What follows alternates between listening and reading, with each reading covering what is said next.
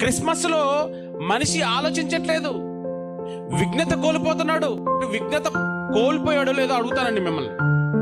వాడి క్రిస్మస్ తాత, క్రిస్మస్ కి తాత ఉందా అంటే ఇప్పుడు విఘ్నత కోల్పోయిందా లేదా చెప్పండి. మీరు అడుగుతున్న ప్రశ్న మిమ్మల్ని. పుట్టుక నువ్వు చేసా కాబట్టి క్రిస్మస్ తాత వచ్చాడు. తర్వాత ఇంకేం వచ్చాయి? Christmas tree. ఆహా, చెట్టు ఎక్కడుంది చూసారా? ఒకటి కలిపితే ఎన్ని వచ్చాయి చూసారా? ఇది కల్పించింది, బైబిల్లో లేనిది. కల్పించిన దానికి ఇప్పుడు ఎన్ని కల్పించబడ్డాయి?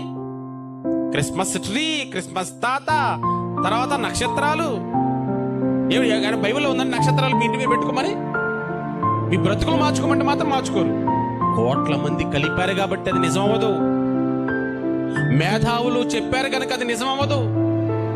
బైబిల్లో రాయబడలేదు అంటే దాన్ని ఖచ్చితంగా క్రైస్తవుడు చేయటానికి వీల్లేదు. అలాగ చేసేవాడు క్రైస్తవుడే కాదని మీరు జ్ఞాపకం ఉంచుకోవాలి.